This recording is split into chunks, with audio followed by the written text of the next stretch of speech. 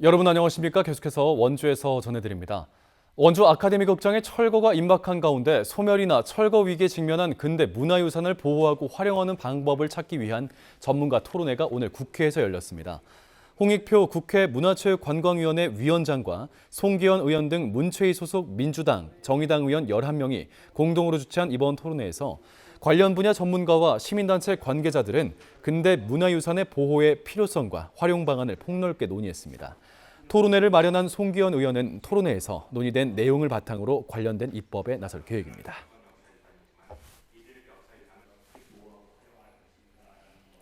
원주시가 청산의 주차장 증축 공사가 진행되는 연말까지 민원인 전용 주차장의 위치를 임시로 변경해 운영합니다.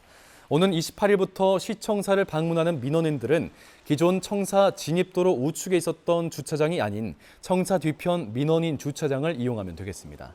원주시는 기존 민원인 전용 주차장을 2층으로 증축해 1층은 민원인, 2층은 직원 전용 주차장으로 운영하겠다는 계획입니다.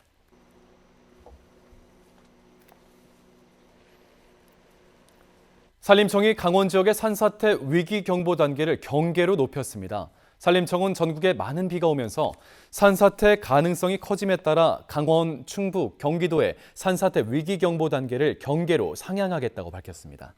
경보 단계를 관심에서 주의로 높인 지 하루 만에 더 높인 겁니다. 산림청은 긴급 재난 문자를 잘 파악하고 산사태가 발생하면 마을회관과 학교 등 안전한 곳으로 대피하라고 당부했습니다.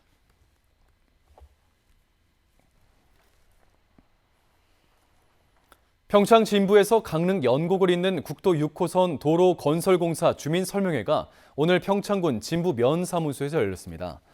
원주지방국토관리청은 오늘 강릉과 평창에서 잇따라 주민설명회를 열고 전략 환경 영향평가서 초안과 설계 노선안을 설명했습니다.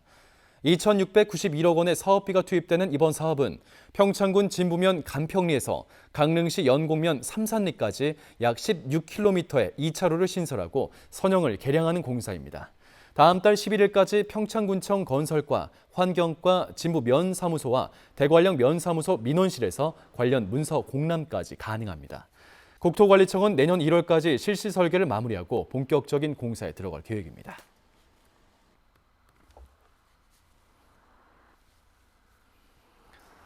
단종문화재 글로벌화를 위한 심포지엄이 오늘 영월에서 열렸습니다. 이번 심포지엄은 2027년 단종문화재 60주년을 기념해 글로벌화 전략을 논의하기 위한 것으로 발제자와 영월군 관계자, 일반 방청객까지 100여 명이 참석했습니다. 영월군은 심포지엄에서 나온 내용들을 토대로 전략 보고서를 작성하고 단종문화재 글로벌화에 나설 예정입니다.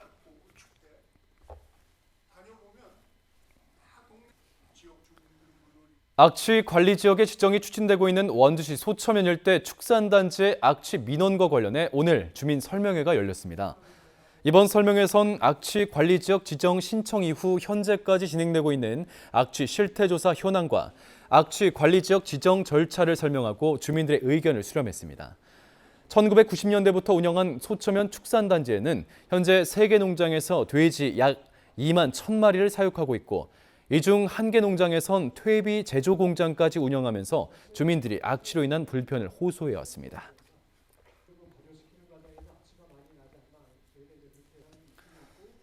어제 오후 7시 30분쯤 원주시 평원동 평원사거리 인근에 도로를 건너던 80대 여성이 차에 치여 숨졌습니다. 이 여성은 신고를 받고 출동한 구급대원들에 의해 심정지 상태로 구조돼 병원으로 이송됐으나 결국 사망했습니다. 이 여성은 횡단보도에서 약 3m 떨어진 지점에서 도로를 건너다가 사고를 당한 것으로 알려졌습니다. 경찰은 정확한 사고 경위를 조사하고 있습니다.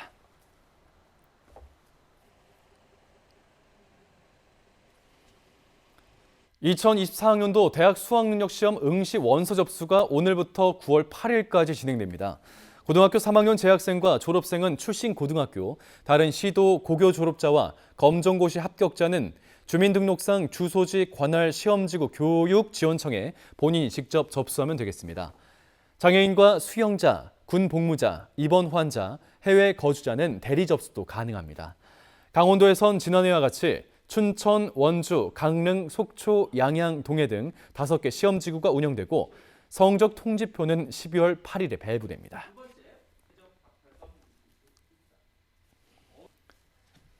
춘천지법 원주지원은 지난 2월 원주시 태장동 아파트 현관문 앞 종이박스에 불을 지른 발달장애인 31살 박모 씨에게 징역 6개월에 선고를 유예했습니다. 당시 박 씨는 새벽 시간 아파트 주민들이 모아놓은 종이박스와 플라스틱의 성냥으로 불을 붙였지만 조기 진화로 별다른 피해는 없었습니다. 재판부는 자칫 대형 피해로 번질 수 있는 중한 범죄를 저질렀지만 박 씨가 발달장애로 심신미약 상태에 있었고 잘못을 뉘우치고 있다고 판시했습니다.